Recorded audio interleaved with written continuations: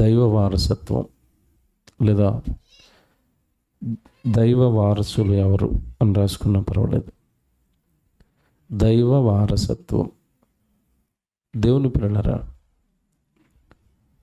చాలా జాగ్రత్తగా ఈరోజు లేఖన భాగాలు పరిశీలించాలి. దేవుడు ఎవరికి తనకు వారసులుగా ఉండాలని కోరుకుంటున్నాడు? దేవుడు దేనికి వారసత్వం కావాలని కోరుకుంటున్నాడు? ఇవన్నీ లేఖనాల్లో నుండి మనం ఆలోచించాలి. దేవుని పిల్లలారా, భూమి మీద ఉన్న మనుషులు వారసులను కోరుకుంటారు. మీకు తెలియదు కాదు, తన ఆస్తికి వారసులు కావాలని కోరుకుంటారు. మరికొంతమంది వారు చేస్తున్న పనికి వారసులు కావాలి. ఉదాహరణకి రాజకీయ నాయకుడు ఎమ్మెల్యేనో ఎంపీగానో అతడు ఆ పదవిని చేపట్టినప్పుడు తన తదనంతరం ఆ నియోజకవర్గానికి వారసుడు ఎవరు? కొడుకుంటే కొడుకును వారసుడిగా నిలవబెడతాడు, లేదంటే తనకు అత్యంత ప్రియమైన వాడు దగ్గరగా ఉన్నవాడిని నా తదనంతరం నా రాజకీయ జీవితానికి లేదంటే నా రాజకీయ వారసుడు కళ్ళు కాయలు కాసేటట్టుగా ఎదురు చూస్తారు. ఎవరు నీ వారసుడిగా ఇతను ప్రకటిస్తాడు తదనంతరం? ఆ భాగ్యము, ఆ అదృష్టము లేదా స్థానము మాకు ఇస్తే బాగున్ను అని ఎదురు చూస్తూ ఉంటారు. కొంతమంది చాలా ఆస్తి సంపాదిస్తారు, పిల్లలు ఉండరు వాళ్ళకి. పిల్లల ఆస్తికి వారసులు అవ్వాలని ఎదురు చూస్తూ ఉంటారు. మీకు తెలియదు కాదు, విశ్వ ప్రయత్నాలు చేస్తారు వాళ్ళు మెప్పించటానికి, వాళ్ళ నుండి మంచి పేరు పొందుకోవడానికి. తదనంతరం నా ఆస్తి తనకే ఇవ్వాలి అన్నట్టుగా వాళ్ళు ఆలోచించాలి అని ఎన్నో కష్టాలు, ఎన్నో వేదనలు వారి కోసం పడుతూ ఉంటారు. ఇవన్నీ లోకంలో జరుగుతున్నవి, మీకు తెలియదు కాదు. రాజకీయానికి వారసుడు కావాలి, ఆస్తికి వారసుడు కావాలి. కానీ కొంతమంది మంచి వాళ్ళు వాళ్ళ విలువలకి వారసులు కావాలని కోరుకుంటారు. వాళ్ళు తన పర భేదాలు చూపించరు, కొడుకే ఉండాలని కోరుకోరు. కానీ నాలాంటి వ్యక్తిత్వం ఎవరికుంటే వాళ్ళకి నా వారసత్వాన్ని ఇస్తాను అని మాట్లాడుతూ ఉంటారు. అంటే సమాజంలో మంచి చేయడానికి వచ్చిన వాళ్ళు నా తదనంతరం ఇదిగో నాలాంటి భావాలు, నాలాంటి ఉద్దేశాలు, నాలాంటి లక్షణాలు ఇదిగో ఇతనికే ఉన్నాయి కనుక నా తదనంతరం ఈ సమాజ సేవకు నా వారసుడిగా ఇతన్ని ప్రకటిస్తున్నాను అని మాట్లాడతారు. ఇవన్నీ మీకు లోకంలో ఉన్నవి, మీకు తెలియదు కాదు. బైబిల్లో కూడా పిలిచిన తర్వాత, రమ్మని పిలిచిన తర్వాత అబ్రహామును దేవుడు దీవిస్తాడు. దీవించిన తర్వాత చాలా ఆస్తి సంపద ఇచ్చాడు. కానీ అప్పటికి ఇంకా పిల్లలు పుట్టలేదు. ఒకానొక సందర్భంలో దేవుడు వచ్చి దీవిస్తున్నప్పుడు అబ్రహాము అంటాడు, అయ్యా నువ్వు నాకు ఎంత దీవెనలు ఇస్తే మాత్రం నేను ఏం చేసుకోను? నా తదనంతరం ఈ ఆస్తిని అనుభవించడానికి ఎవరు లేరు, వారసుడు లేడు అంటాడు. తెలుసు కదా మాట మీకు, ఆదికాండంలో ఉంటుంది. నా తదనంతరం నాకు వారసుడు లేడు, వారసుడు లేడు. చదువుతారు ఒక్కసారి, లేదంటే ఆదికాండం 15వ అధ్యాయం 4వ వచనం అనుకుంటాను, చూడండి ఒకసారి. ఆదికాండం 15వ అధ్యాయం 4వ వచనం. యెహోవా వాక్యము అతని యొద్దకు వచ్చి, ఇతడు నీకు వారసుడు కాడు. ఎవరంటే ఎలియాజరే నా ఆస్తి అంతటికి వారసుడు అవుతాడు కదా అని మాట్లాడతాడు పైన అబ్రహాము. నాకు పిల్లలు లేరు కదా, ఇక నా దగ్గర ఉన్న ఎలియాజరే కదా నా తర్వాత నాకు వారసుడు అంటే అంటాడు దేవుడు. అలా అనొద్దు. 4వ వచనంలో యెహోవా వాక్యం అతని యొద్దకు వచ్చి, ఇతడు నీకు వారసుడు కాడు, నీ గర్భవాసమున పుట్టబోవుచున్నవాడు నీకు వారసుడగుతాడు. జాగ్రత్తగా వినండి, వారసత్వం, ఆస్తికి వారసత్వం, అబ్రహాం గారి యొక్క లక్షణాలకు వారసత్వం, అబ్రహాం గారు చేస్తున్న దేవుడు పనికి వారసత్వం. వారసుడు కావాలి. నా తదనంతరం ఈ సేవ ఎవరు తీసుకెళ్తారు ముందుకి? నా ఆస్తి అంతా ఎవరు అనుభవిస్తారు? అబ్రహాము అన్న నా పేరును ఎవరు నిలబెడతారు? నా నెక్స్ట్ ఎవరు? నాకు వారసుడు కావాలి. చూసారా అబ్రహాం గారు, నాకు వారసుడు లేడే, నాకు వారసుడు లేడే. ఎవడు మీరు సహజంగా చూడండి, చాలామందిలో మనలో కూడా ఈ వారసుడు ఉండాలి అన్న ఆశ చాలామందిలో ఉంటుంది. అందుకే ఎక్కువ మంది ఆడపిల్లడు పుట్టి మగపిల్లడు పుట్టలేదని కూడా వాళ్ళ మనసు బాగోదు. ఎందుకంటే మాకు ఎవరు లేరు, వారసుడు లేడు. ఎందుకు వారసత్వం దేనికి కోరుకుంటున్నారు? వీళ్ళు బాగా లోతుగా ఆలోచించి వారసత్వం దేనికి కోరుకుంటున్నారు? మాకు కావాలి. అందుకే మగపిల్లడు మగపిల్లడు మగపిల్లడు చాలామందిలో ఉంటుంది. అంటే ఒక్కొక్క రకంగా ఒక్కొక్క వారసత్వం. మా ఇంటి పేరు నిలబెట్టాలి. చాలామంది పెద్ద పెద్ద బిజినెస్ మ్యాన్లు వేల కోట్లకు అధిపతులు అయిపోతారు. తర్వాత ఆ సామ్రాజ్యాన్ని ఎవరు నడిపిస్తారు? ఆ సామ్రాజ్యాన్ని నడిపించేంత ఏమంటారు దాన్ని, ఆ తెలివి ఎవరికి ఉంది? ఆ జ్ఞానం ఎవరికి ఉంది? మీకు తెలియదు కాదండి, మన భారతదేశంలో ధీరుభాయ్ అంబానీ అని ఒక ఆయన ఉండేవాడు ముంబైలో. అతడు పెట్రోల్ పంపులో పనిచేయడానికి ముంబైకి వెళ్ళి అలా తర్వాత పచ్చళ్ళ వ్యాపారం ఆ వ్యాపారం చేసి అసలు వేల కోట్లకు అధిపతి అయిపోయాడు. అతని కొడుకులే ముఖేష్ అంబానీ, అనిల్ అంబానీ, వీళ్ళిద్దరూ. తర్వాత తన సామ్రాజ్యానికి వారసులుగా వాళ్ళిద్దరిని ప్రకటించాడు. 2 ముక్కలు భాగం చేసాడు ఆస్తి. ముఖేష్ అంబానీ కొంత ఇచ్చాడు, అనిల్ అంబానీ కొంత ఇచ్చాడు. తర్వాత ఏం జరిగిందో మీకు తెలియదు కదా వాళ్ళ చరిత్ర. అనిల్ అంబానీ ఇచ్చిన ఆస్తిని నిలబెట్టాడు, వారసత్వం నిలబెట్టాడు. ముఖేష్ అంబానీ చక్కగా ఆస్తిని డబల్ చేశాడు ముఖేష్ అంబానీ. కానీ అనిల్ అంబానీ మీరు పరిస్థితి చూస్తే వేరు. ఆస్తి అంతా పోగొట్టుకున్నాడు. మనోడు కొంచెం ప్లే బాయ్, గుర్రపు రేసులని, సినిమా వాళ్ళని, ఫంక్షన్లని, తనకున్న ఆస్తి అంతా కూడా పోగొట్టేసుకున్నాడు. మన మధ్యకాలంలో అన్నయ్య పెళ్ళికి ఎవరి బ్యాగులు మోసుకుని వస్తున్నారు వీళ్ళు. అనిల్ అంబానీ పరిస్థితి అలా మారిపోయింది. కారణం నాన్నిచ్చిన వారసత్వం, నాన్నిచ్చిన వ్యాపారపు వారసత్వాన్ని నిలువబెట్టుకోలేకపోయాడు. ఇలా మీరు లోకంలో ఆలోచిస్తానండి, వారసులు కావాలి అని లోకంలో కోరుకుంటున్నారు. వారసులు కావాలి అని అబ్రహాం గారు భక్తుడు తనకు వారసులు కావాలని కోరుకున్నాడు. మరి అందరికీ వారసులు కావాలని కోరుకుంటున్నప్పుడు దేవుడు తనకు వారసులు కావాలని కోరుకుంటాడా, కోరుకోడా? బాగా ఆలోచించండి. దేవుడికి ఉండదా ఈ ఆశ? నాకు ఎవరు కావాలి? వారసులు కావాలి. నా ఆస్తికి వారసులు కావాలి, నా విలువలకు వారసులు కావాలి. జాగ్రత్తగా వినండి. దేవుడు అనేసరికి దేవుడు మొదట కోరుకునేది ఏంటంటే నా విలువలకు వారసులు కావాలి. నేను ఎలాగైతే ఉంటానో ఖచ్చితంగా అలా ఖచ్చితమైన జీవితం కలిగిన వారసులు కావాలి. నెక్స్ట్ నా తదనంతరం మరి నా ఆస్తి అంతా, నాకున్న సంపద అంతా నా దగ్గర అనుభవించే వారసులు నాకు కావాలి. దేవుడు ఇలా కోరుకున్నాడండి, కోరుకున్నాడు. బైబిల్లో ఒక మాట చూపిస్తాను ముందు. యాకోబు గారు రాసిన పత్రిక 2వ అధ్యాయానికి రండి. యాకోబు గారు రాసిన పత్రిక 2వ అధ్యాయం 4వ వచనం నుంచి చదువుదాం. ఇక్కడ సంఘంలో ఉన్నప్పుడు ధనవంతులు పేదవాడు ఈ భేదాలు మీరు చూపించకూడదు అని చెప్తాడు. సందర్భం అది 4వ వచనం. మీ మనస్సులో భేదములు పెట్టుకుని మీరు దురాలోచనతో విమర్శ చేసిన వారగుదురు కారా.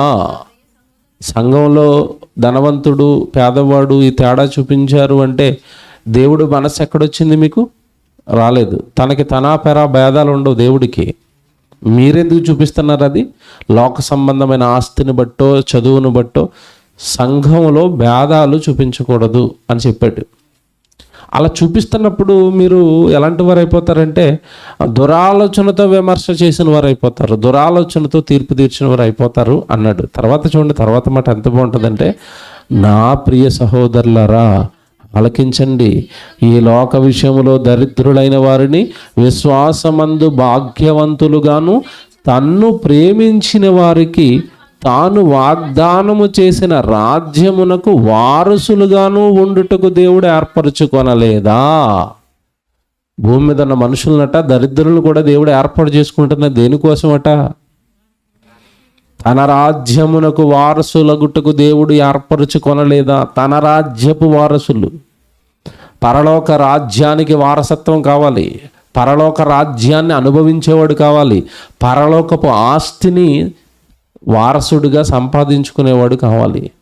ఇదిగో దేవుడు ఈ లోకంలో దరిద్రులైన వారిని ఎందుకు ఎన్నుకుంటున్నాడంటే, వాడు లోకంలో దరిద్రుడు కావచ్చు కాక సంఘములోనికి వచ్చాడు అంటే భాగ్యవంతుడు.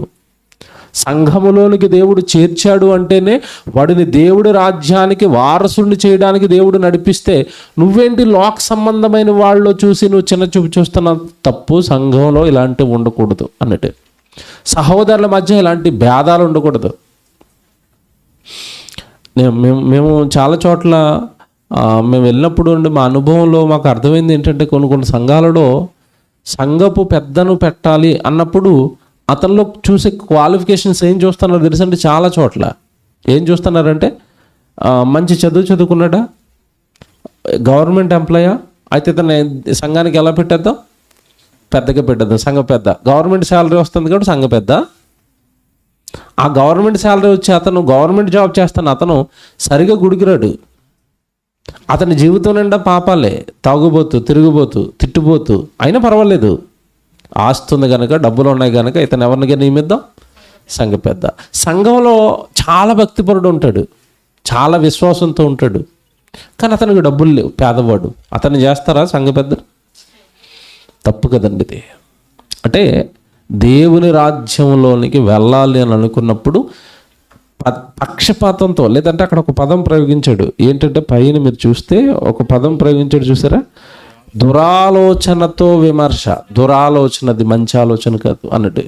దేవుని పిల్లలారా, మొత్తం మీద ఈ సందర్భంలో నుంచి దేవుడు మనసు మీరు తీసుకుంటే, దేవుడికి ఏముందంటే, నా రాజ్యానికి నేను ఎవరిని ఏర్పాటు చేసుకుంటున్నాను భూమి మీద, వారసులు. మర్చిపోవద్దే, నాకు ఈ పదం చదివిన తర్వాత అండి చాలా ఆనందం వేసిందండి. చాలా చోట్ల చెప్పాను ఈ పాఠం నేను ప్రారంభంలో. ఎందుకు ఆనందం వేసిందంటేనండి, పరలోకంలో ఉన్న దేవుడు అనగానే మీరు ఎలా ఊహించుకుంటున్నారో, దేవుడు అనగానే అందరికి మించిన బిలినియర్ అయినా కదా. ఈ సృష్టిలో ఉన్న బంగారం అంతా ఎవరిది చెప్పండి? దేవుడిది. బాగా వినండి, ఈ సృష్టిలో ఉన్న వెండి అంతా ఎవరిది? దేవుడిది. రత్నరాసులు ఎవరివి? దేవుడివి. వజ్రాలు ఎవరివి? దేవుడిది. గట్టిగా మాట్లాడితే భూమి అంతా ఎవరిది? దేవుడిది. ఈ భూమి అంతా దేవుడిది అయినప్పుడు దేవుడికి ఎన్ని ఎకరాలు ఆస్తుంది? లెక్కలు కడతామా? పైన ఆకాశానికి వెళ్ళారనుకోండి, ఎన్ని ఎకరాలు ఆకాశం? పోనీ ఇవన్నీ పోతాయండి ఇస్రో వచ్చినప్పుడు, ఆస్తుంది కానీ పోయిద్ది, తీసేస్తాడు దేవుడు. పరలోకం గురించి ఆలోచించండి. 60-70 ఏళ్ళు మనిషి భూమి మీద బ్రతకడానికి ఇంత పెద్ద విశ్వాన్ని, ఇంత పెద్ద ఆస్తిని సృష్టించిన దేవుడు శాశ్వతంగా ఉండిపోవలసిన మన పరలోకాన్ని ఇంకెంత అందంగా సృష్టించుంటాడు, ఇంకెంత పెద్దగా సృష్టించుంటాడు. మీరు ఆలోచించాలి. ఏమిటి మీరు ఒక మాట మీరు బైబిల్లో ఆలోచించగలిగితే, దేవుడు రూపం ఎంత ఉంటుందని మనం బైబిల్లో చదువుకుంటాం. ఆకాశము నా సింహాసనము, భూమి నా పాదపీఠము, మీరు నా కొరకు ఎలాంటి మందిరం కడుదురు, రే బాబు నా సైజులకి మీరు కట్టే మందిరాలకి సరిపోవన్నాడు దేవుడు. ఆ మాటను దృష్టిలో పెట్టుకుని దేవుడున్న పరలోకం ఎంత ఉంటుంది ఆలోచించాలి. ఎంత ఉంటుంది? ఇంకోటి మీరు లోతుగా ఆలోచించండి. ఇప్పుడు దేవుడు అంత ఉన్నాడు అంటే, దేవుడిలో నుంచి విడిపోయిన భాగాలమైన మనం కూడా ఎంత ఉంటాం? పోనీ ఆయన అంత కాకపోతే ఆయనలో సగం ఉంటామా ఉండమా? మీ గర్భాన పుట్టిన పిల్లోడు మీ అంత ఎత్తు అవుతాడా అవడా? చాలామంది తల్లిదండ్రులు దాటుకుని వెళ్ళిపోతారు వాళ్ళు. ఈ మీ అమ్మనాన్నలు వీళ్ళని అంటారు, నిజమే, ఎందుకంటే వాళ్ళు పొట్టుకుంటారు, వీడు పొడుగైపోతాడు. అమ్మనాన్నలో గర్భాలు పుట్టిన పిల్లలు. పరలోకంలో ఉన్న దేవుడు సైజు రూపం అదైతే, ఆయన ఆత్మనే కదండి మనకి పంచిచ్చాడు, ఆయనలోని భాగాలమే కదా మనమంతా. అలాంటప్పుడు కనీసం ఆయన రూపం లేకపోతే ఆయనలో సగం అన్నా ఉండవు మనం ఉంటాం. మరి ఇలాంటి ఆత్మలు కొన్ని కోట్ల మంది పరలోకంలో ఉండాలి అంటే, పరలోకం అనేది ఇంకెంత పెద్దగా ఉంటుంది ఊహించండి ఒకసారి. ఊహకు అందుతుందా? ఒక కాలు పెట్టుకుంటే భూమి నిండిపోయేంత కాలు దేవుడుకుంటే, అందులో సగం కాలు నీకు ఉందనుకుందాం. ఆత్మగా చెప్తున్నాను నేను. నువ్వు ఆత్మగా మారిపోయిన తర్వాత ఆయన కాలులో సగం కాలైనా నువ్వు పెట్టుకోవాలంటే నీకు ఎంత కావాలి చెప్పండి? ఈ భూమిలో సగం భూమి కావాలా నీ కాలు పెట్టుకోవడానికే? అంటే ఇప్పుడు పరలోకం నీ 2 కాళ్ళు పెట్టాలి, నువ్వు ఉండాలి అంటే నీకు ఎంత పెద్ద లోకం అది. నీలాంటి వాడు కొన్ని కోట్ల మంది ఉంటారు అంటే దేవుని ఎదుట దేవుని పిల్లలు. అది అసలు ఆ మహాలోకం గురించి ఆలోచిస్తేనే అందని లోకం అది, అంతు చిక్కని లోకం అది. అలాంటి పరలోకానికి, అలాంటి ఆస్తికి, అలాంటి ఏమండి మహాలోకానికి దేవుడికి ఎవరు కావాలట? వారసులు కావాలి. పరలోక రాజ్యానికి వారసులు కావాలి. ఒక్కసారి ఆలోచించండి. ఇది మీకు ఎలా చెప్తే అర్థమవుతుంది. అసలు ఆ రాజ్యానికి వారసుడు, దేవుడికి వారసుడు అంటే మీరు ఎలా ఆలోచించాలంటే, ఇప్పుడు మనకు తెలుసండి, చాలామంది రాజకీయ నాయకులకి వారసులను ఎత్తుక్కుంటూ ఉంటారు వాళ్ళు. ఎందుకంటే కొంతమంది పెళ్ళిళ్ళు చేసుకోరు, పిల్లలు ఉండరు. అప్పుడు ఈ కింద ఉన్న వాళ్ళందరూ కూడా ఆశతో ఎదురు చూస్తూ ఉంటారు. ఇతను తదనంతరం వారసుడిగా నన్ను ప్రకటిస్తే బాగున్ను. ఎందుకు ఏమొస్తుంది? ఆస్తి వస్తుంది వారసత్వంగా. నెక్స్ట్ తన కొడుకంటని పేరు వస్తుంది. ఆ పేరుతో ఇతను చాలా కాలం రాజకీయాలు చేయొచ్చు, పదవులు అనుభవించవచ్చు. జస్ట్ నన్ను వారసుడు అని పిలిస్తే చాలు అన్నట్టుగా ఆలోచిస్తాడు కదా. ఇప్పుడు భూమి మీద ఉన్న మనుషులండి సాక్షాత్తు దేవుడే బైబిల్లో పిలిపించాడు. ఏమని? నా పరలోక రాజ్యమునకు ఎవరు కావాలి? వారసులు కావాలి అన్నాడు. ఏమన్నా నిజంగా దేవుడు ఎంత మంచివాడు అంటే, లేఖనానుసారంగా ఎవరు జీవించినా వారసుడికి కావలసిన లక్షణాలు బైబిల్లో కొన్ని చెప్పాడు. అవన్నీ చూపిస్తాను ఇప్పుడు నేను, జాగ్రత్తగా వినండి. వారసుడు పరలోక రాజ్యానికి కానీ దేవుడికి కానీ వారసుడిలో ఉండవలసిన లక్షణాలు కొన్ని బైబిల్లో దేవుడు చెప్పాడు. ఆ లక్షణాలన్నీ మనలో ఉన్నప్పుడు తన పర భేదం లేకుండా ప్రతి వాడిని తన రాజ్యానికి వారసుడిని చేస్తాడు దేవుడు. వారసత్వం ఇస్తాడు దేవుడు. ఇప్పుడు మనం బైబిల్లో ఆలోచించాలి, ఏంటండి వారసత్వం? దేవుడు కోరుకున్న ఆ వారసత్వం నాకు కావాలి అంటే, దేవుడు ఇస్తానన్న వారసత్వం నేను సంపాదించాలంటే నేను ఎలా ఉండాలి, ఏం చేయాలి? ఇవన్నీ ఒక్కొక్కటిగా దేవుడు బైబిల్లో రాయించినవి చూడాలి. ఒకప్పుడు పాత నిబంధన కాలంలోనండి భక్తుడైన నోవహు ఉంటాడు, తెలుసు మీకు. ఆయన ఈ నోవహు గారు మీకు తెలియదు కాదు, నోవహు కుటుంబం వాడకట్టాడు. ఆ వాడకట్టిన తర్వాత అండి అందులో 8 మంది ఆయన కుటుంబాన్ని ఆయన రక్షించుకోవడం జరిగింది. ఆయన గురించి అండి కొత్త నిబంధనలో రాస్తూ ఒక పదప్రయోగం చేశాడు. నోవహు గారి గురించి ఒక పదప్రయోగం చేశాడు. అంటే వారసత్వాన్ని సంపాదించాలి, దైవ వారసత్వాన్ని సంపాదించాలన్న వాడికి ఉండవలసిన ప్రధానమైన లక్షణం ఒకటి ఉందండి. ఆ లక్షణం నిజంగా నోవహు గారి దగ్గర దేవుడు కొత్త నిబంధనలో మాట్లాడుతూ బయటపెట్టాడు. నువ్వు కానీ నేను కానీ దేవుని వారసుడు అవ్వాలి అంటే, దైవ వారసత్వం నీకు కానీ నాకు కానీ కావాలి అంటే, మొట్టమొదట మనలో ఒక క్వాలిఫికేషన్ దేవుడు కోరుకున్నాడండి. ఎవరికి ఇస్తాడు దేవుడు వారసత్వం అంటే? ఇది ఇక్కడ ఒక మాట చెప్తాడు, మీరు జాగ్రత్తగా చూద్దాం. అది హెబ్రీయులకు రాసిన పత్రిక 11వ అధ్యాయం 7వ వచనం జాగ్రత్తగా చూడండి. హెబ్రీయులకు రాసిన పత్రిక 11వ అధ్యాయం 7వ వచనం. విశ్వాసమును బట్టి నోవహు అది వరకు చూడని సంగతులను గూర్చి, ఇక్కడ మీరు జాగ్రత్తగా వినాలి, దేవుని చేత హెచ్చరింపబడ్డాడు. భయభక్తులు గలవాడై తన ఇంటి వారి రక్షణ కొరకు ఒక వాడను సిద్ధము చేసెను. అందువలన అతడు లోకము మీద నేరస్థాపన చేసి, ఇది అండర్లైన్ చేసుకోండి చివరి మాట, విశ్వాసమును బట్టి కలుగు నీతికి వారసుడు. ఇప్పుడు నోవహు గారు దేవునికి వారసుడు ఎలా అయ్యాడట? విశ్వాసమును బట్టి కలుగు నీతి అన్నాడు. చూసారా? మరలా చెప్తున్నానే, విశ్వాసమును బట్టి కలుగు నీతి. చాలా పెద్దది అది పదం, మీరు బాగా లోతుగా ఆలోచిస్తే కానీ అర్థం అవుతుంది. విశ్వాసాన్ని బట్టి నీతి కలుగుతుందా? కలుగుతుంది. ఎలా? విశ్వాసం అంటే అర్థం ఏంటి చెప్పండి బైబిల్ ప్రకారం? దేవుడు అదృశ్యుడు ఉన్నాడని నమ్మటమే విశ్వాసం.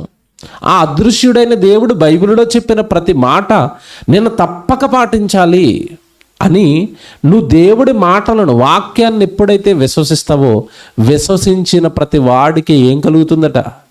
నీతి కలుగుతుంది.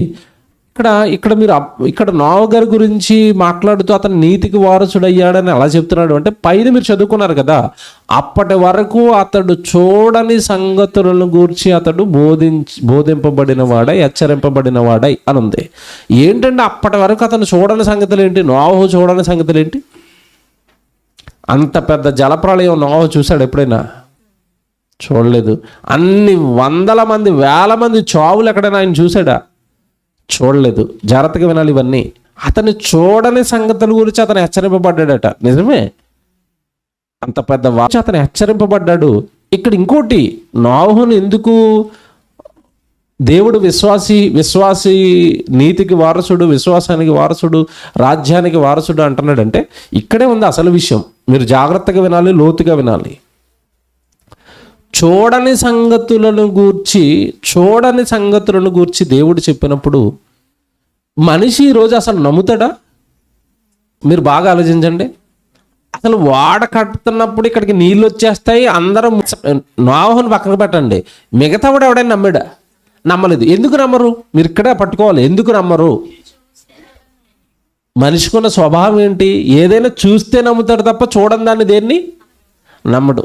అంతే కదండి, చూడని దాన్ని నమ్మడు. ఈరోజు ప్రపంచానికి మనం ఆత్మ ఉందర అంటున్నాం. ఒక్కడు నమ్ముతున్నాడా? నమ్మడు. కానీ వీడు ఒకప్పుడు నమ్ముతాడు. ఎప్పుడు చెప్పండి? చచ్చిన మరుక్షణం నమ్ముతాడు. ఎందుకంటే వాడే కదా ఆత్మగా వెళతాడు, శరీరాన్ని వదిలేసి. అమ్మో క్రైస్తవులు చెప్పారు, నేను కాదనుకున్నాను అంటాడు అప్పుడు. కానీ అప్పుడు తెలుసుకున్న ఉపయోగం ఏమైనా ఉంటుందా? అంటే చూడని వాటిని నమ్మడు, మనిషి నమ్మడు. ఇంకోటి చెప్పనా మీకు, యేసు ప్రభు రెండో రాకడ జరుగుతుందట అన్నాం అనుకోండి, మనం ఎవడైనా నమ్ముతున్నాడా? ఏంటి యేసు ప్రభు రెండోసారి వస్తాడా, మమ్మల్ని చంపేస్తాడా, మిమ్మల్ని అందరిని తీసుకుని ఎవరిని పడితే వాళ్ళని దేవుడు తనకంటే చూడని సంగతుల గురించి దేవుడి చేత హెచ్చరింపబడి వెంటనే వాటన్నిటిని విశ్వ వారసత్వం కావాలనుకున్న ప్రతి వాడికి ఉండవలసిన మొట్టమొదటి లక్షణం ఏంటంటే, దేవుడు బైబిల్లో ఏదైతే చెప్తాడో దానిని గుడ్డిగా నువ్వు నమ్మాలి. అది జరుగుతుంది అంటారా? ఎప్పుడు జరగలేదు కదా. ఇలాంటి లెక్కలేస్తున్నాడు అనుకోండి, అసలు వాడు విశ్వాసి కాదు, నీతిమంతుడు అసలే కాదు. అంటే ఇప్పుడు దేవుడు బైబిల్లో చెప్తున్నది ఒకటే, నోవహు నా రాజ్యానికి వారసుడయ్యాడు. ఎలా అయ్యాడు అంటే చూడని సంగతులను విశ్వసించి, జాగ్రత్తగా వినండి, చూడని సంగతులను విశ్వసించి అతని జీవితాన్ని పణంగా పెట్టి నా కొరకు కష్టపడి పని చేశాడా చేయలేదా? నోవహు చేశాడండి. మీకు మాట్లాడుతానండి, లోతుగా ఆలోచించి ఆన్సర్ చెప్పండి. నోవహుకి ఇచ్చిన పని పెద్దదా, మనకిచ్చిన పని పెద్దదా? మీలో వాడ కట్టమంటే ఎవరు కడతారో చేయొద్దండి. కర్రలు మీరే తెచ్చుకోవాలా, అడవికి వెళ్ళి గొడ్డలతో మీరే నరుక్కుని, మీరే ఇంజనీర్ ప్లాన్ చేసుకోవాలా, మీరే కీలు పొయ్యాలా. ఆ వాడంటే మరి మీరు నలుగురు ఉండడానికి ఒక అగ్గిపెట్టెలాంటి చిన్నది కాదు. మళ్ళీ ఎలాంటి వాడది? ఆ రోజు భూమి మీద ఉన్న జీవులన్నీ కూడా రెండు చొప్పున కాపురం చేయడానికి ప్రతిదానికి ఒక గది కట్టాలి. Very good. గది అంటే అగ్గిపెట్టెలాంటి గదులు కాదు. ఇప్పుడు ఏనుగులు గది కట్టాలి. ఎంత కట్టాలి గది? సింహాలకు గది కట్టాలి. ఎంత ఉంటుంది? 2 గేదెలు గది కట్టాలి, 2 ఆవులు గది కట్టాలి. నాకు మేకజాతి ఉండదు భూమి మీద. అప్పుడు నెక్స్ట్ ఇంకా ఏమి ఉండదు కదా, జీవులు వాళ్ళ ఉన్నాయా జీవులక. ఆ రోజు నాకు అనిపించింది, నోవహు గారు ఏమన్నా వాళ్ళకో జీవులు ఎక్కించలేదంటే ఇప్పుడు ఆ జీవు లేదు మనకి. నోవహు గారు ఎక్కించలేదు అంటే ఆ జీవి ఇప్పుడు లేనంటే మనకు పోయింది జలప్రళయంలో. ఎంత కష్టమండి. ఇప్పుడు ఆ పని పెద్దదా, నీకు ఇచ్చిన పని పెద్దదా చెప్పండి? నీకేం చెప్పాడు? సర్వలోకానికి వెళ్ళి సర్వసృష్టికి సువార్తను ప్రకటించడం, వాక్యం నేర్చుకోవటం, ప్రకటించడం, మనకి వీలైనప్పుడల్లా మీటింగ్లు పెట్టడం. ఏది కష్టం అండి? ఆయిందా మందా? ఆయిందే కష్టం. కష్టమైన పని ఆయనకి ఇచ్చిన విశ్వాసంతో దాన్ని చేసి దేనికి వారసుడయ్యాడట? నీతికి వారసుడయ్యాడు. ఇలా మీరు చెప్పుకుంటూ పోతేనండి, మీరు చదువుకోండి ఇప్పుడు 11వ అధ్యాయం అంతా. ఒక్కొక్కరు ఒక్కొక్క కష్టం దేవుడి కోసం చేసి, ఒక్కొక్కరు ఒక్కొక్క దేవుడి మాటను నమ్మి, ఒక అబ్రహాముని తీసుకోండి, ఏముంది ఆయనకి ఆధారం? ఆధారం లేని కాలంలో దేవుడి మాటను నమ్మి విశ్వాసులకు తండ్రిగా మారిపోలేదు ఆయన, తర్వాత వారసుడైపోలేదా దేవుడి రాజ్యానికి? అంటే ఇలా బైబిల్లో ఉన్న భక్తులందరూ కూడా మొట్టమొదటి క్వాలిఫికేషన్ అండి, వారసత్వం నీకు కావాలా, లేదంటే వారసుడిగా నేను పరలోకానికి వారసుడిని అవ్వాలా? ఫస్ట్ క్వాలిఫికేషన్ అండి బైబిల్లో చెప్తున్న దేవుడు. ఫస్ట్ క్వాలిఫికేషన్ ఏంటంటే విశ్వసిస్తావా? దేవుడు బైబిల్లో చెప్పిన ప్రతి మాట నమ్ముతావా? చచ్చిపోయిన మరుక్షణం పాతాళం ఉంది, నమ్ముతావా? చచ్చిన మరుక్షణం పరదేశం ఉంది, నమ్ముతావా? చచ్చిపోయిన మరుక్షణం నిన్ను తీసుకెళ్ళడానికి దేవదూతలు వస్తాయి, నమ్ముతావా? చచ్చిన మరుక్షణం అబ్రహాము, ఆదాము, ఏమండి భూమి మీద బ్రతికి చనిపోయిన నీతిమంతులందరూ పరదేశంలో నీ కళ్ళ ముందు ఉంటారు, నమ్ముతారండి దీన్ని? వీటిని నమ్ముతారా మనుషులు? నమ్మితే ఇంట్లో ఉంటారు ఆ వర్షానికి భయపడి. మీకు అర్థమవుతుంది ఇప్పుడు. ఏమండి, చాలామంది మీటింగ్ రారు. ఎందుకు రారు? ఈ రోజు రాలేదు. ఎందుకు రాలేదు చెప్పండి? ఎందుకు రాలేదు? వర్షానికి. నేను మాట్లాడుతానండి, వర్షంలో తడిస్తే జరిగే ప్రమాదం ఏంటి? జలుబు వస్తుంది, సిట్రోజిన్ టాబ్లెట్లు వేసుకుంటే తగ్గిపోద్ది. ఇంతేనా? ఇంతకుమించి ఏమన్నా పెద్ద పెద్ద కరోనా లేదంటే ఎయిడ్స్ లాంటి రోగాలు వచ్చేస్తాయా వర్షంలో తడిస్తే? రావు. ఇప్పుడు జలుబు వస్తుందని తెలిసి చాలామంది ఇంట్లో ఉండిపోయారు. ఫోన్ చేస్తారు, లైవ్ వస్తుందా? మీ ఇంట్లో కూర్చొని తడవకుండా వెచ్చగా లైవ్ చూస్తాం టీవీ ముందు కూర్చొని. అంటే దేవుడి కోసం వర్షంలో తడిసే చిన్న కష్టం కూడా తీసుకోవడానికి ఇష్టపడని మనస్సులు. జాగ్రత్తగా వినాలి, ఇష్టపడని మనస్సులు. దేవుడి కోసం చిన్నపాటి కష్టాన్ని కూడా మేము భరించాం.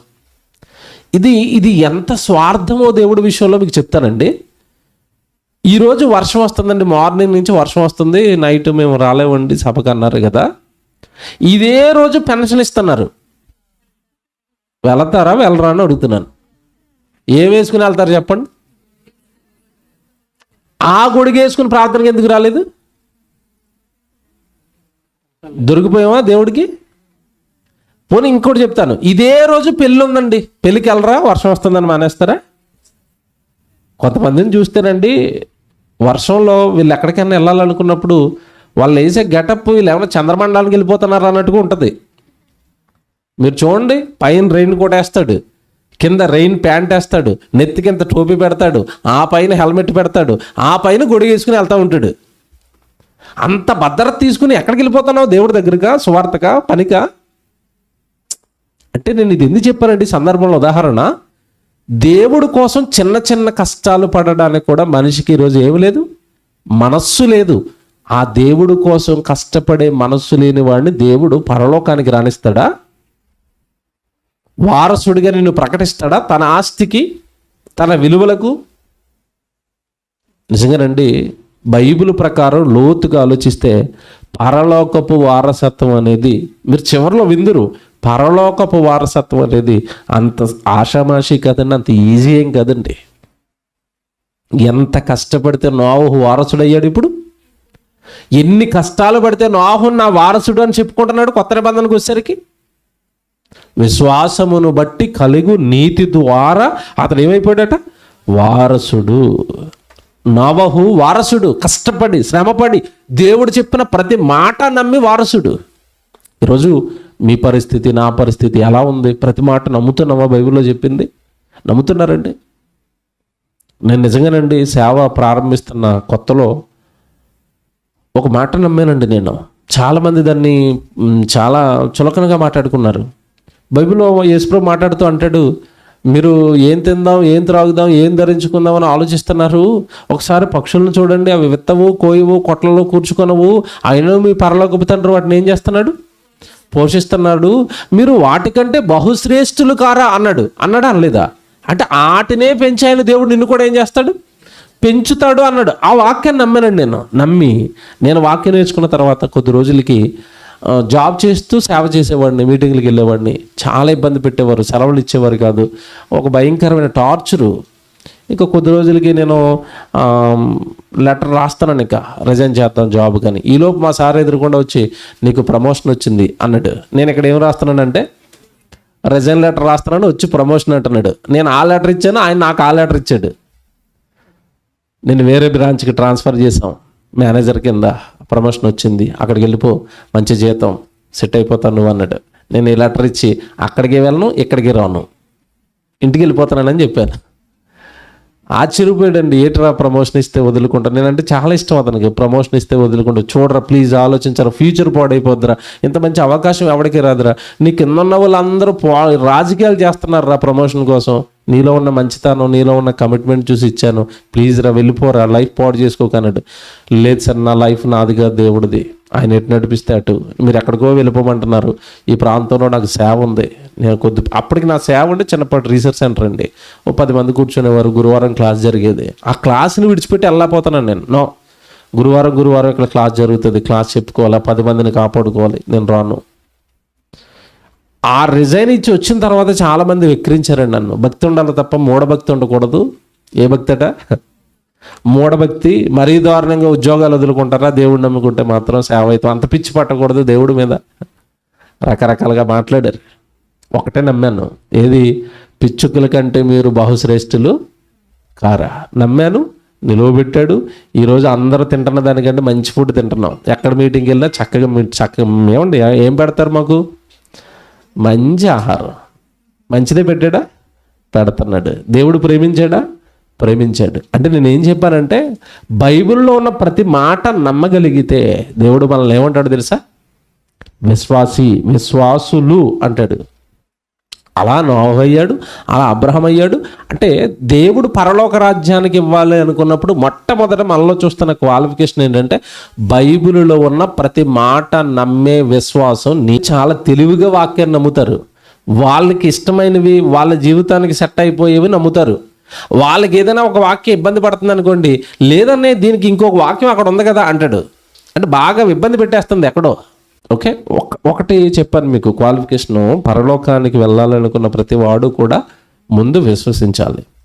విశ్వసించిన తర్వాత, బాప్తిస్మం తీసుకున్న తర్వాత, దేవుడు బైబిల్లో చెప్పిన మాట, ఖచ్చితంగా నువ్వు పనిని జరిగించాలి భూమి మీద. వారసత్వానికి దేవుడు చూపించే రెండో క్వాలిఫికేషన్ ఏంటంటే, అసలు నిన్ను పిలిచిందే నా పని కోసం. పని చేయి, పరలోకపు వారసత్వాన్ని సంపాదించుకో అంటాడు. ఆ మాట చూపిస్తాను. తీతుకు రాసిన పత్రిక మీరు తీయండి.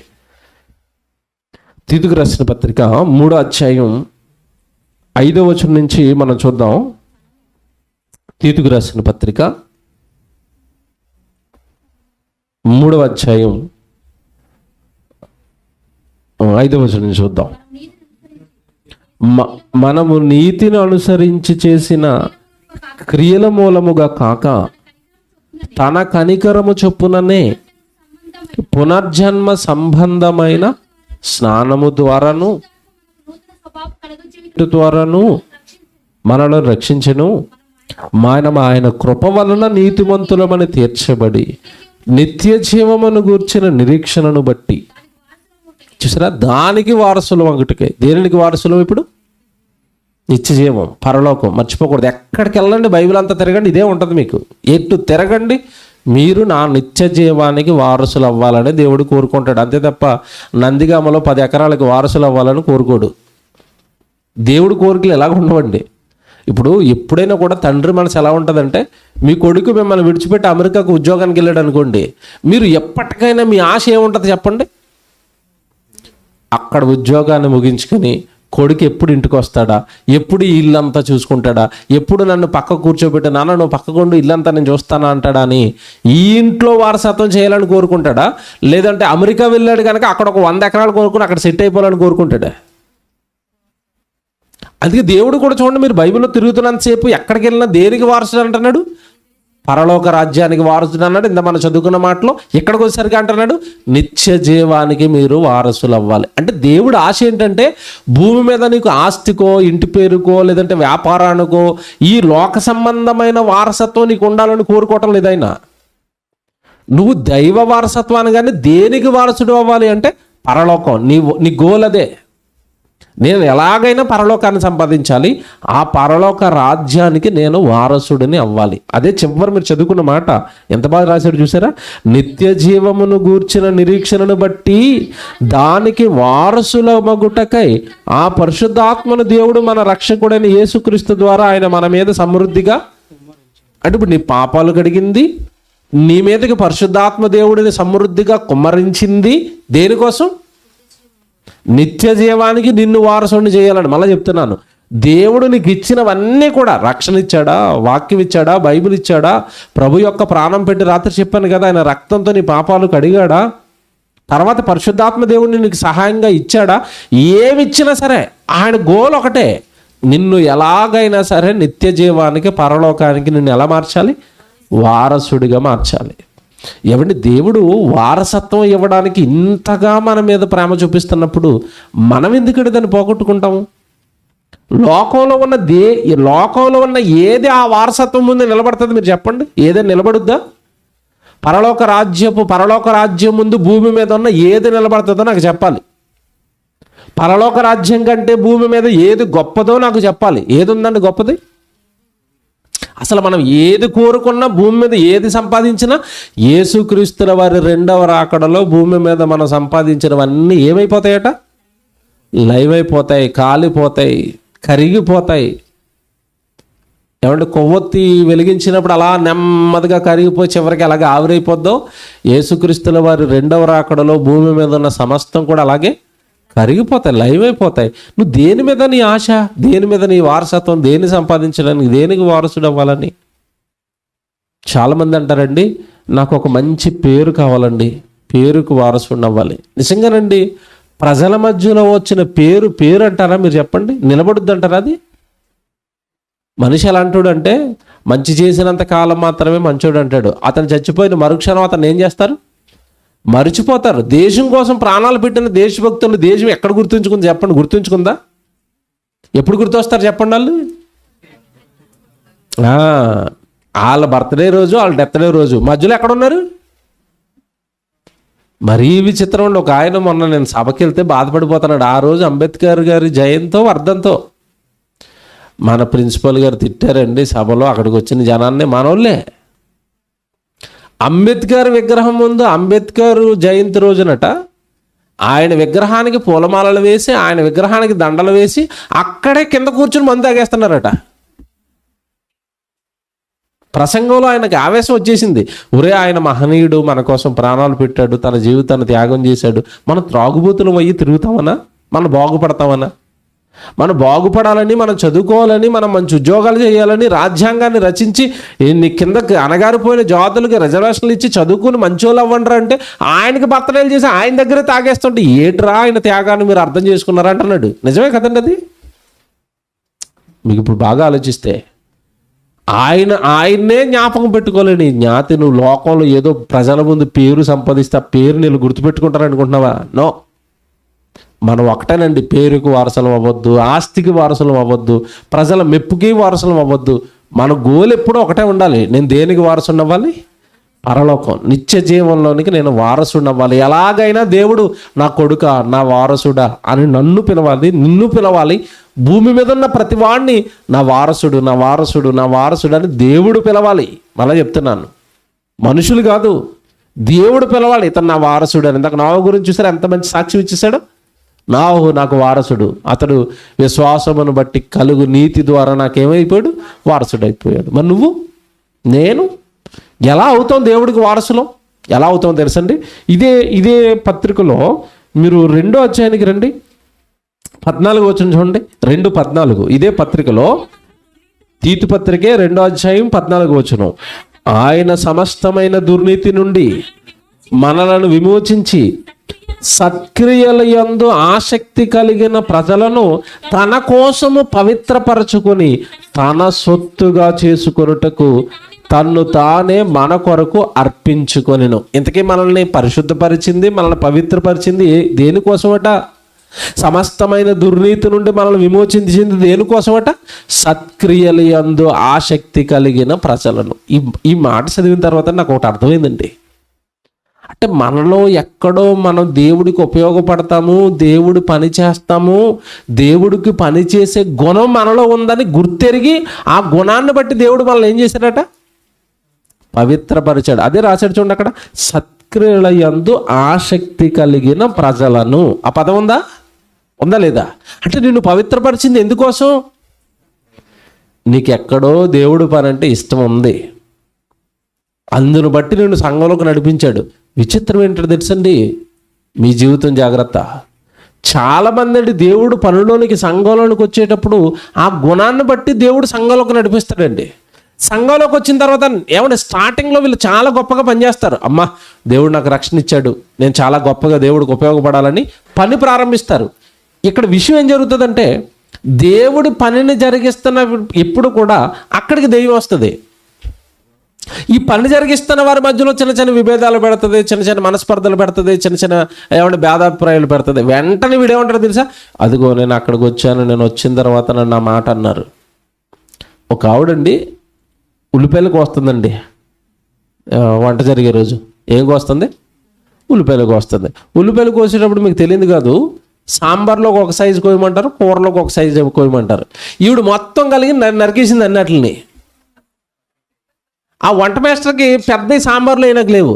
నీకు బుద్ధి లేదమ్మా, వంట చేయట్లేదా నువ్వు ఇంట్లో, అన్నీ తిరిగేస్తావా, సాంబార్లో ఏమేయమంటావు అన్నాడు అంతే. ఒక్క మాట అండి, సాంబార్లో ఏమేయమంటావు, అన్నీ తిరిగేసావు అన్నాడు అంతే. అంతేనండి. ఇక అప్పటి నుంచి పెద్ద గొడవ. నన్ను ఇంతవరకు మా ఆయనే తిట్టలేదు. మా ఆయనే నోరు మూసుకొని నేను ఏది వండితే తింటాడు. అలాంటిది సంఘంలోకి వచ్చి ఉల్లిపాయలు కోయడానికి, నా ఇంట్లో పని వదులుకొని ఉల్లిపాయలు కోయడానికి వస్తే నా ఉల్లిపాయ కటింగ్ బాగోలేదంటారా? మీరొద్దు, మీ సంఘం వద్దు, మీ పని వద్దు, నేను నరకానికి పోతాను. ఎలాగుంది? అర్థమైంది మీకు? ఇప్పుడు ఇలాంటి చిన్న చిన్న గిలికజ్జాలు మనలోనే ఉంటాయి. ఆడ అదన్నాడు, ఇదా, మనకి ఎందుకండి ఇదని అంటే, ఏమండి మీకు మాట్లాడగనండి, మీ అమ్మ మిమ్మల్ని చిన్నప్పటి నుంచి ఎన్ని బూతులు తిట్టలేదండి. మా అమ్మ అంటే నాకు కక్షానవలు ఒకరు చేయొద్దండి. ఇక్కడ అమ్మ తిడితే పట్టించుకోవు, అక్క తిడితే పట్టించుకోవు, సహోదరుడు తిడితే, సేవకుడు నువ్వు ఏదైనా ఒక మాట అంటే నువ్వు పొరపాటు చేసి నువ్వు పట్టించుకుంటావా? పరలోకం వస్తావా? ఈ పట్టింపులు ఉన్న వాళ్ళు పరలోకానికి వస్తారా? నేను నిజంగా చెప్తున్నానండి, మొహం మీద ఉమ్మూస్తే తుడుచుకుని పోయిన యేసుప్రభు లాంటి మనసు నీకు రాకపోతే పరలోకంలో నువ్వు అడ్జస్ట్ అవ్వలేవు. ఆ అడ్జస్ట్ అయ్యే మనసు నీకు ఉంటేనే పరలోకానికి నిన్ను రానిస్తాడు. చాలామందికి పట్టింపులు, నన్నెందుకు అనాలి అంటే ఒళ్ళేమన్నా చిల్లడిపోయిందా, వదిలిపెట్టు, పోలే అనుకో, పాపం అనుకో, తెలియదు అనుకో. ఏమంటే అవతలని అర్థం చేసుకోవడం కంటే అపార్థం చేసుకోవడం ఎక్కువ. ఆ రోజు ఆ సోదరుడు ఉల్లిపాయల విషయంలో ఏమంటే కోప్పడింది అతని కోసమా వంట పాడైపోద్దని మీరు చెప్పండి. ఇప్పుడు వంట పాడైపోద్దాను కదా అతను మాట అన్నాడు, అతని కోసం అనలేదు కదా, స్వార్థంతో అనలేదు కదా. అయ్యో అన్న వంట పాడైపోద్దాను నువ్వు తిట్టడం, పోలే అన్న తర్వాత నుంచి సరిగా కట్ చేస్తాను, అయిపోయిందా? అయిపోయింది. దానికోసం నన్ను అంటారా? ఎలాగుంది ఇది? ఇది దెయ్యం. వీళ్ళు ఎవరిని అసలు ఆ మెట్లు కూడా ఎక్కనివ్వడండి. మొహం మీద ఉమ్మేసిన తుడుచుకుని పోయేవాడు క్రైస్తవుడు. నేను కుడి చెంప మీద కొడితే ఏం చూపించాలి? అది క్రైస్తవ్యం అంటే. పట్టింపులు, పగలు, నన్ను అన్నారు, నేను మర్చిపోను, నల్లగుండెల్లో దాచుకున్నాను. ఇంకే కదా డైలాగులు. ఎక్కడ దాచుకుంటారట? గుండెల్లో దాచుకున్నారా? చాలామంది ఇదే అంటారు, నన్ను నా మాట అన్నాడు, ఇప్పటికీ అది నా గుండెల్లో ఉంది. నిజమే. ఆ గుండెల్లో ఉంటే ఆ గుండె నువ్వు అన్ని కలిపి వెళ్ళిపోతారు పాతాళానికి. గుండెల్లో ఏమీ పెట్టుకోకూడదు. గుండెల్లో, హృదయంలో పెట్టుకోవాల్సింది ఒకటే. ఏం పెట్టుకోవాలి? వాక్యం. అది తప్ప ఏది పెట్టుకోకూడదండి.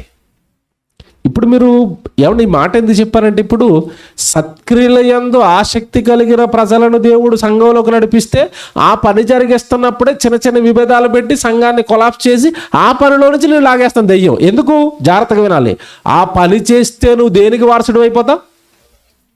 సరే, దెయ్యం ఎలా దెబ్బ కొట్టిందో, వీడు వారసత్వాన్ని సంపాదించేస్తున్నాడు. సంఘంలోకి వెళ్ళి పని చేసి మీటింగ్లకు వెళ్ళిపోతున్నాడు, కుర్చీలు వేసేస్తున్నాడు, పని చేసేస్తున్నాడు, వంటలు చేసేస్తున్నారు.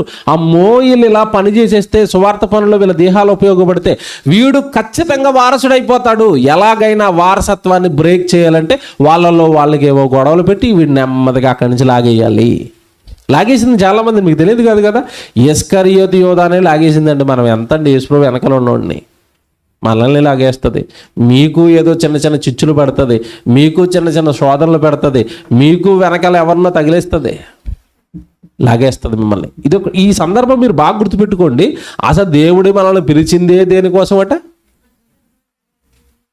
సత్క్రియలయందు ఆసక్తి కలిగిన ప్రజలను. మీకు మాట్లాడుతానండి, ఇది బాగా బుర్రలో పెట్టుకోండి. మనం ఏదైనా కంపెనీలోనో లేదంటే ఏదో ఎక్కడో పని చేయడానికి వెళ్తాం. నాకు తెలిసి చెల్లి స్కూల్లో పాఠాలు చెప్పడానికి వెళ్తుంది, ప్రశాంతి. మీకు కూడా చెప్తాను, జాగ్రత్తగానండి, బాగా బుర్రలో పెట్టుకోండి. ఉద్యోగం చేయడానికి వెళ్ళింది, పాఠాలు చెప్పడానికి వెళ్ళింది. ఈవిడ ఒక్క ఆవిడే ఉంటుందా? ఈవిడతో పాటు ఇంకా ఉంటారు అక్కడ ఒక 10 మంది టీచర్లు ఉన్నారు అనుకుందామండి. ఇప్పుడు అక్కడ ఉద్యోగం చేయడానికి వెళ్ళిన తర్వాత ఈవిడ ఎందుకు వెళ్ళింది ఉద్యోగానికి? బాగా ఆలోచించాలి. ఉద్యోగానికి దేనికి వెళ్ళింది? ఉద్యోగం చేయాలి, ఆ జీతం పట్టుకొచ్చి కుటుంబాన్ని ఏం చేయాలి? పోషించుకోవాలి. అదే కదండి మోటో. జీతం కోసం కదా అక్కడికి వెళ్తా. అక్కడికి వెళ్ళిన తర్వాత పక్కన ఉన్న మాస్టర్ ఏదో మాట అన్నాడు, నన్ను ఇంత మాట అంటావా, నేను రాను పో నీ ఉద్యోగానికి అన్నదనుకోండి, నష్టం ఎవరికి? ఆడు బాగానే ఉంటాడు అక్కడ, ఆడు ఉద్యోగం చేసుకుని ఆడు జీతం తెచ్చుకుంటాడు. ఈడి మీద కోపగించి వెనక్కి వచ్చేస్తే నష్టం ఎవరికి? అర్థమైంది ఇప్పుడు మీకు చిన్న లాజిక్? అర్థమవడానికి చెప్పాను ఇది. నువ్వు సంఘంలోనికి వచ్చిన తర్వాత ఎవడో ఏదో అన్నాడు, నేను రానంటే నష్టం ఎవరికి? వాడికా నీకా? నీకే. వారసత్వాన్ని కోల్పోతావు. మళ్ళీ చెప్తున్నానండి, దేవుడి పనిని విడిచిపెట్టడం అంటే నిజంగానండి పిచ్చెక్కిపోవాలండి. దేవుడి పని అంటే, దేవుడి పనిని విడిచిపెట్టడం అంటే పరలోకపు వారసత్వాన్ని పోగొట్టుకోవటం. అందుకే పిలిచాడట మనల్ని. అదేనా ఉంది అక్కడ? అదే ఉంది. కనుక దేవుని పిల్లలారా, పరలోకపు వారసత్వానికి మొట్టమొదటి నేను చెప్పింది ఏంటంటే విశ్వాసం. రెండోది నిత్య జీవానికి నువ్వు వారసుడు కావాలి అంటే నీలో ఏం కనబడాలి? క్రియలు, కష్టపడే తత్వం. ఇవన్నీ దేవుడు మనలో చూసినప్పుడు అండి ఖచ్చితంగా మనల్ని దేవుడు పరలోకానికి వారసులను చేస్తాడు, ఆయన వారసత్వం ఇస్తాడు. కానీ బైబిల్లో నుండి దేవుడు ఒక మంచి సందర్భం రాయించాడండి. మనం ప్రభువులోనికి రాకమునుపండి లోకంలో ఉన్నాం కదా, లోకంలో ఉన్నాం. ఈ లోకంలో ఉన్నవన్నీ మనకు తెలుసు. జాగ్రత్తగా వినండి. ఈ లోకంలో ఉన్నప్పుడు పరలోకం మనం ఎరగనప్పుడు, ప్రభువుని మనం ఎరగనప్పుడు ఈ లోకానికి మనం దాసులుగా బ్రతికాం. లోకపు దాస్యత్వంలో మన జీవితం గడిచింది. అంటే లోకపు దాస్యత్వం అంటే మీకు తెలియదు కాదు. కొంతమంది వాళ్ళ జీవిత టార్గెట్ ఏంటంటే నేను ఇల్లులు కొనాలి, పొలాలు కొనాలి, బంగారం కొనాలి, ఆస్తులు సంపాదించాలి. ఒక రకంగా ఏంటంటే ఆ బంగారానికి కొంతమంది దాసులు అయిపోయారు, కొంతమంది వెండికి దాసులు అయిపోయారు, కొంతమంది చదువుకు దాసులు అయిపోయారు. ఈ లోకానికి దాసులుగా మారిపోయాం. దానికోసం దాసుడు అనగానే దానికోసం బ్రతుకుతాడని అర్థం. అలా ఉండిపోయిన మనమట నిజంగా నీలో వారసత్వపు లక్షణాలు నాలో కనపడాలి అంటే, నాకు కనపడాలి అంటే నువ్వు ఆ దాస్యాన్ని జయించాలి. నీలో ఆ లోకపు ఛాయలు నాకు కనబడకూడదని చెప్పాడు దేవుడు. అది చూద్దాం ఎంత బాగుంటుందో. గలతీ పత్రిక మీరు చూడండి. ఇవన్నీ వారసుడికి ఉండవలసిన లక్షణాలు అనమాట. గలతీ పత్రిక 4వ అధ్యాయం మొదటి నుంచి చదువుదాం. గలతీ పత్రిక చూడండి జాగ్రత్తగా. 4వ అధ్యాయం మొదటి నుంచి మీరు 7వ వచనం వరకు రాసుకోండి. మొదటి నుంచి 7వ వచనం వరకు జాగ్రత్త చదువుదాం. మరియు నేను చెప్పున్నది ఏమనగా, వారసుడు అన్నిటికీ కర్త అయి ఉన్నను, బాలుడై ఉన్నంత కాలము అతనికి దాసునికి ఏ భేదము లేదు. జాగ్రత్తగా వినాలి. ఇది ఒక లోక సంబంధమైన ఉదాహరణ చెప్తున్నాడు దేవుడు ఇక్కడ మనకి. ఏంటి? ఇప్పుడు యజమానుడికి కొడుకున్నాడు, కొడుకు వారసుడే. కానీ ఎప్పుడు వారసత్వ హక్కు అతనికి ఎప్పుడు వస్తుంది? మేజర్ అయిన తర్వాత కదండి. మైనర్కి ఏమంటే ఆ ఆస్తి మీద కానీ దేని మీద కానీ హక్కు ఉంటుందా? ఉండదు. దేవుడు ఒక ఉదాహరణ చెప్తున్నాడు. అది నువ్వు వారసుడు అయినను, వారసుడుగా ఉన్నను, అతడు బాలుడై ఉన్నంత కాలం అతనికి దాసునికి ఏ భేదములు లేదు. అంటే చిన్నోడు, బాలుడు, వీడికి ఎక్కడ వస్తుంది వారసత్వ హక్కు? ఎందుకంటే ఎలా ఉండిపోయాడు? బాలుడుగా ఉండిపోయాడు. ఎప్పుడు వస్తుంది? 18 సంవత్సరాల తర్వాత. అది చెప్తారు చూడండి అక్కడ. తండ్రి చేత నిర్ణయింపబడిన దినము వచ్చు వరకు అతడు సంరక్షకుల యొక్కయు గృహ నిర్వాహకుల యొక్కయు అధీనములో ఉండును. అటువలే పైన ఏంటంటే ఉదాహరణ చెప్పాడు. ఇప్పుడు మన గురించి చెప్తాడు. అటువలే అలాగే మనమును బాలురమై ఉన్నప్పుడు లోక సంబంధమైన మూలపాఠములకు లోబడి దాసులమై ఉంటమే. లోక సంబంధమైన మూలపాఠాలు, లోక సంబంధమైన మూలపాఠాలు. మళ్ళీ చెప్తాను నొక్కి నొక్కి. లోక సంబంధమైన మూలపాఠాలకు ఒకప్పుడు మనం దాసులు. ఏంటండి లోక సంబంధమైన మూలపాఠాలు? మూలపాఠం అంటే స్టార్టింగ్ పాఠాలు అని చెప్పి. లోకం మూలపాఠాలు మనకి బేసిక్స్ పాఠాలు ఏం చెప్పింది? ఒరే నువ్వు పుట్టవు, 3వ సంవత్సరాన్ని స్కూల్కి వెళ్ళాలి, చదువుకోవాలి, తర్వాత నెక్స్ట్ ఉద్యోగం చేయాలి, సంపాదించుకోవాలి, ఇల్లులు కట్టుకోవాలి, ఏమంటే బంగారం కూర్చుకోవాలి, ఆ తర్వాత నువ్వు పెళ్లి చేసుకోవాలి, పిల్లల్ని కనాలి, మనవాళ్ళని పుట్టించుకోవాలి, నీ పిల్లలకి పెళ్లి చేయాలి, దేవుడు నీకు ఆయుష్కాలం ఇస్తే మనవాళ్ళ పెళ్లి కూడా చచ్చిపోయి వెళ్ళిపోవాలి. ఇదేనా? ఇంతకు మించి ఏమైనా లోకం పాఠం చెప్తుందా? లోకం చెప్పిన పాఠాలు ఇవే కదండి. లోక సంబంధమైన మూల పాఠములకు మనం ఒకప్పుడు ఎలా ఉన్నాం? దాసులుగా ఉన్నాం. మీరు చూడండి, ప్రభువులోనికి వచ్చిన తర్వాత ఒకప్పుడు లోకంలో ఉన్నప్పుడేమో నేను బతకాలి, సంపాదించాలి, చదువుకోవాలి, ఈ ఆలోచనలు. కానీ నువ్వు ప్రభువులోనికి వచ్చిన తర్వాత ఆలోచనలు ఏంటి? వాక్యం నేర్చుకోవాలి, దేవుడు పని చేయాలి, మనకేమైనా కలిగిన దాంట్లో దేవుడికి పెట్టాలి, మీటింగులు పెట్టాలి, సభలు పెట్టాలి. మూలపాఠాల్లోంచి బయటకు వచ్చాడా రాలేదా? వచ్చాడు. లోకం నుండి దేవుడు నుండి వాక్యం ద్వారా తప్పించాడా తప్పించలేదా? మీకు మాట అడిగినండి. చదువు, ఉద్యోగం, పెళ్ళి, పిల్లలు, మనవాళ్ళు, చచ్చిపోయాడు. ఎక్కడికి వెళ్తాడో నాకు చెప్పాలి. ఎక్కడికి వెళ్తాడు? బాగా లోతుగా ఆలోచించి చెప్పండి. నరకానికి వెళ్ళిపోతాడు. ఎందుకంటే పుట్టింది దేవుడి కోసం, బతికింది మాత్రం ఎవరి కోసం? తన కోసం, లోకం కోసం. వెళ్ళిపోతాడు నరకానికి. అందులో నుండి దేవుడు మనల్ని తప్పించాడు. మీకు ఒక ఉదాహరణ. యేసుప్రభు శిష్యుల దగ్గరికి వెళ్ళినప్పుడు శిష్యులతో ఒక మాట అంటాడు, ఇంతకాలం మీరు చేపలు పట్టే జాలర్లుగా ఉన్నారు, ఇప్పుడు నేను ఏం చేస్తాను అంటే చూసారా, లోకంలో చేపల వేటాడుకునే వాళ్ళని దేవుని సేవలోనికి పట్టుకొచ్చాడు. ప్రొఫెషన్ మారిపోయింది. మారిందా? మారింది. అంటే లోకంలో నుంచి దేంట్లోకి వచ్చారు? దేవుడిలోకి వచ్చారు. అప్పుడు చేపలు పట్టారు, ఇప్పుడు దేవుడి కోసం ఆత్మలను పడుతున్నారు. అప్పుడు బాలురు, ఇప్పుడు దేవుడికి ఎదుగొచ్చిన పిల్లలు, ఇప్పుడు వారసులు. ఆ వారసులు చేయడానికి ఏం చేశారట? ఎంత బాగా చెప్తారు చూడండి 4వ వచనంలో. అయితే ఆ కాలము పరిపూర్ణమైనప్పుడు దేవుడు తన కుమారుని పంపెను. ఆయన స్త్రీ యందు పుట్టి మనము దత్తపుత్రములు కావాలనని ధర్మశాస్త్రములకు లోబడి ఉన్న వారిని విమోచించుటకై ధర్మశాస్త్రమునకు లోబడిన వాడాయను. మరియు మీరు కుమారులై ఉన్నందున నాయన తండ్రి అని మొరపెట్టు తన కుమారుని ఆత్మను దేవుడు మన హృదయంలో పంపెను.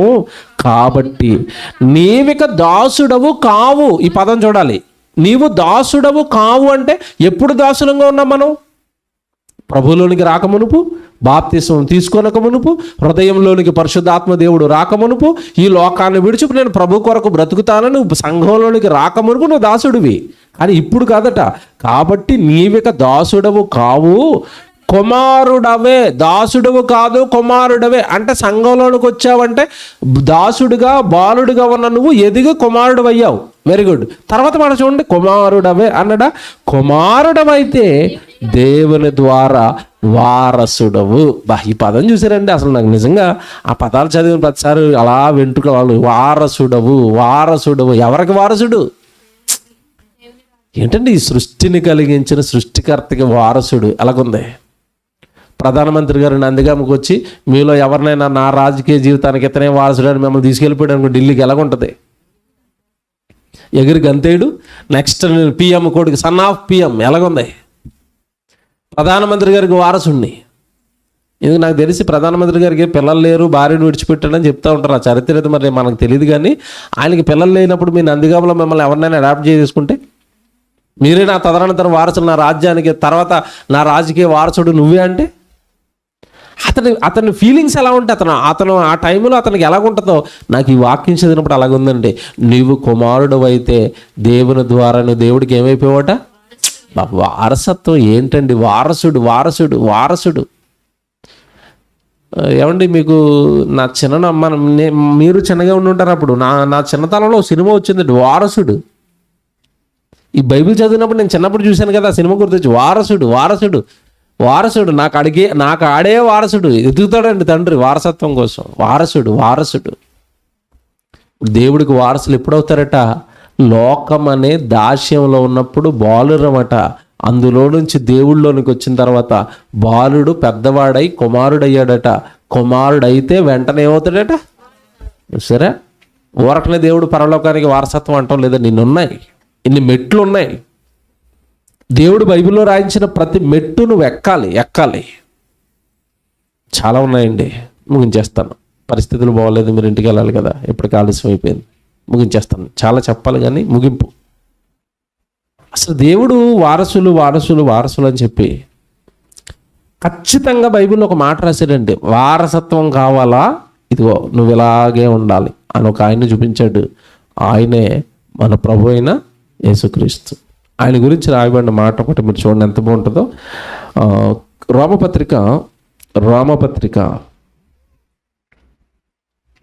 8వ అధ్యాయం 16 నుంచి చదువుదాం. రోమపత్రిక 8వ అధ్యాయం 16 నుంచి చూడండి మీరు. మనము దేవుని పిల్లలమని ఆత్మ తానే మన ఆత్మతో కూడా సాక్ష్యమిచ్చుచున్నాడు. మనము పిల్లలమైతే వారసులం. ముందు ఏమవ్వాలంటే వారసులం అవ్వాలంటే పిల్లలం అవ్వాలి. పిల్లలం అవ్వటం అంటే మీకు తెలియదు కదా. ఒకప్పుడు మనమంతా అపవాది పిల్లలం. ప్రభు రాకమునుపు, ప్రభు నమ్మకమునుపు మనమంతా ఎవరు పిల్లలం? అపవాది పిల్లలం. బాప్తిసం తీసుకున్న తర్వాత ఎవరమయ్యాం? దేవుని పిల్లలం అయ్యాం. ముందు వారసత్వానికి ముందు పిల్లలు అవ్వాలట. పిల్లలైతే వారసులు. ఎంత బాగా చెప్తున్నాడు చూసారా? మనము దేవుని పిల్లలమైతే వారసులము, అనగా దేవుని వారసులము. దేవుని వారసులము ఎప్పుడవుతాం? తర్వాత చెప్తున్నాడు చూడండి. క్రీస్తుతో కూడా మహిమ పొందుటకు ఆయనతో శ్రమపడిన ఎడల క్రీస్తు తోటి వారసులం. ఇది మీరు అండర్లైన్ చేసుకోవాలి, ఇదే బాగా ఆలోచించుకోవాలి. పాఠానికి హైలైట్ రెఫరెన్స్ ఇదే. ఎప్పుడు దేవుడు రాజ్యానికి వారసులం అవుతాం, ఎప్పుడు దేవుడు ఆస్తికి వారసులం అవుతాం, ఎప్పుడు దేవుడు విలువలకు వారసులం అవుతాం అంటే క్రీస్తులా శ్రమపడిన ఎడల. మీరు చివరి మాట చూసారా? క్రీస్తుతో కూడా మహిమ పొందుటకు ఆయనతో శ్రమపడిన ఎడల క్రీస్తుకు తోటి వారసులం. యేసుక్రీస్తుల వారి వారసుడు ఎలా అయ్యాడు? శ్రమపడి. అంతే తప్ప వర్షానికి ఇంట్లో పడుకుని కాదు. అంతే కదా, వర్షానికే ఇంట్లో పడుకున్నారు మనోళ్ళు. వీళ్ళు శ్రమలు పడతారా? కష్టాలు పడతారా? కన్నీళ్లు పెడతారా? దెబ్బలు తింటారా? ఆస్తిని ఇస్తారా? శరీరంలో ఆరోగ్యాన్ని ఇస్తారా? కుటుంబాలను విడిచిపెడతారా? ఇల్లుని విడిచిపెడతారా? ఏం విడిచిపెడతారండి దేవుడి కోసం? ఏం విడిచిపెడతారు చెప్పండి? నామకార్థే. నేను ప్రసంగాలు చేసిన ప్రతి చోట అడుగుతున్నాను నేను, ఆదివారం గుడికి అందరూ ఎందుకు వస్తారు చెప్పండి? బాగా ఆలోచించుకుని చెప్పండి. సెలవు కనుక వచ్చారు. గవర్నమెంట్లో ఆదివారం సెలవు ఎత్తేసి సోమవారం పెట్టి సెలవు, ఆదివారం మనం ఆరాధన పెడితే ఎంతమంది వస్తారు? ఇది మన మహాభక్తి. ఈ భక్తి పరుల పరలోక రాజ్యానికి వారసులు, ఈ భక్తి పరుల పరలోక రాజ్యాన్ని అనుభవించేవాళ్ళు. ఇదా భక్తి అంటే. జీవితమే ఇవ్వండి, ప్రాణమే పెట్టండి అంటే కనీసం ఒకరోజు సెలవు పెట్టి దేవుడి సన్నిధిలో ఉండలేని వాళ్ళు, వర్షం వస్తే వర్షాన్ని గొడుగేసుకుని కనీసం తడుచుకుని దేవుడి సన్నిధిలో ఉండాలి, మిస్ అవ్వకూడదు. అస్తమాటు సభలు జరగవు కదా, అస్తమాటు అక్కడ ₹1000 ఖర్చు పెట్టరు కదా, అస్తమాటు దేవుడి పిల్లలందరూ ఒక చోటకి రారు కదా. వస్తారండి? నిజంగానండి. మీకు ఎలాగ ఉంటుందో తెలియదండి. మాకు ఏంటో మరి సభ అనేసరికి పండగ అండి. మాకు పండగ. ఎందుకంటే ఆ రోజే కదండి అందరిని చూస్తాం ఒకేసారి సభలో. అందరు వేదిక మీద ఉంటారు, అందరి పిల్లలు కళ్ళ ముందు కనబడతారు. దేవుడి పిల్లల్ని కళ్ళారా ఒకసారి చూసి పలకరించుకుంటే ఆ వచ్చే ఆనందం అండి, అది ఏటో మరి అది కొంతమంది అది పొందుకోలేరండి. దేవుడి పిల్లలన్న ఆనందం ఉండదు, దేవుడి పిల్లలతో ఉంటున్నామన్నా ఎంత సంతోషమో ఉండదు. వాళ్ళు ఏటో మరి ఆ లోకంలో పడి అలాగా మా అమ్మ మా నాన్న ఏటో వాళ్ళ బతుకులు ఏటో వాళ్ళు ఏటో ఏమో అర్థం అవుదండి. ఎంతకాలం బాబు మీ అమ్మ, ఎంతకాలం బాబు మీ ఆవిడ, ఎంతకాలం వాళ్ళు? నీకు పర్మనెంట్గా నువ్వు ఉండాల్సి ఏమర్థం? వీళ్ళతో కదా. నువ్వు పర్మనెంట్గా ఉండాల్సింది పరలోకంలో కదా, దేవుడి పిల్లలతో కదా. వీళ్ళతో ఇక్కడ కలిసి ఉంటే కదా, అబ్బాయి ఈడు భలే కలిసి ఉంటున్నాడు, పరలోకానికి వస్తే కూడా కలిసి ఉంటాడని నిన్ను రప్పిస్తాడు. నేను పాఠం చెప్దామని వేసి చివరి వరకు అది అలా పక్కగా జరిగిందండి. సహవాసములో దాగిన స్వర్గం అనేసాను.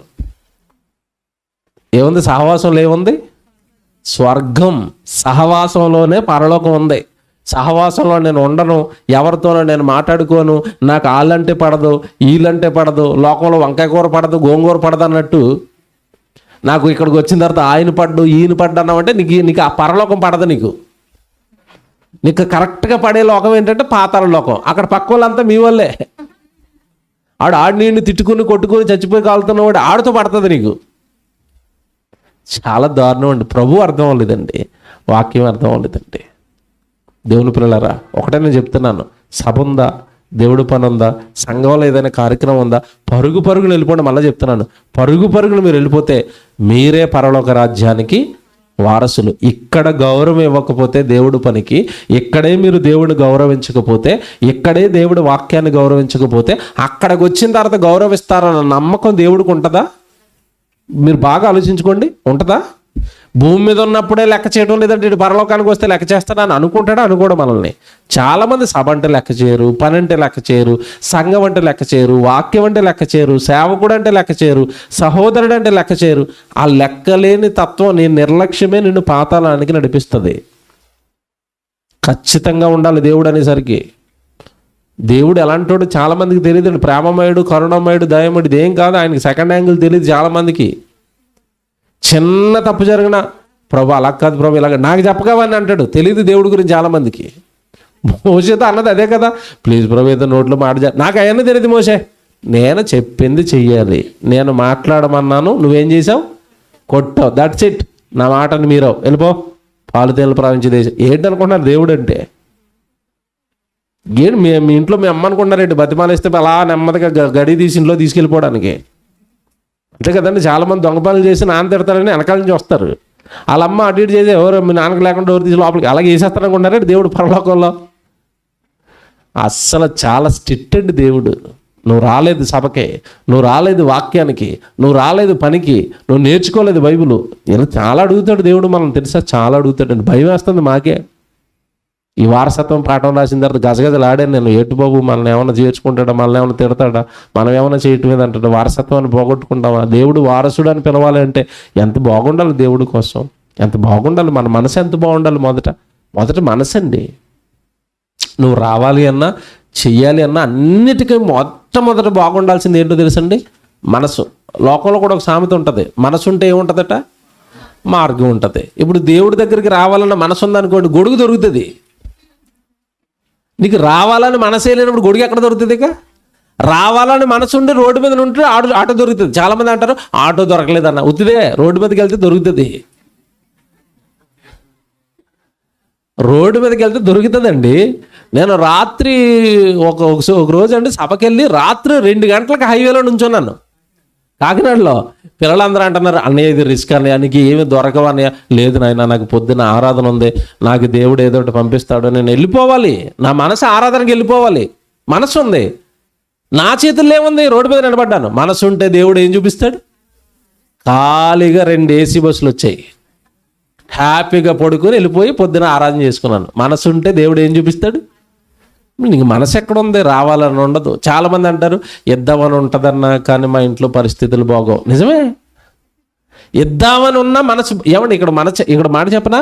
నీకు ఇవ్వాలని ఖచ్చితంగా మనసు ఉంటే దేవుడు ఏదో ఒక రూపంలో నీకు ఇస్తాడు. ఒక సాక్ష్యం అండి, సాక్ష్యం అంటారు మీరు. ఏమన్నా సాక్ష్యం అంటే మళ్ళీ మనం ఇంకోలా తీసుకుంటారేమో, కానీ ఈ మధ్యకాలంలో రియల్గా జరిగింది ఒకటి చెప్తాను నేను. మా సంఘంలో ఒక పేద ఆయనండి, పేరు చెప్పను, ఆయన పేరు చెప్పొద్దు అన్నాడు. పాపం చాలా పేదవాడు అండి, చాలా పేదవాడు. అందరూ మేము ల్యాండ్ కొనాలని డబ్బులు వేసుకుంటున్నాం. అందరూ లక్ష రూపాయలు వేసుకుంటాం. నేను ₹1,00,000 వేసాను మా కుటుంబం ద్వారా. అందరం లక్ష వేసుకుంటున్నాం.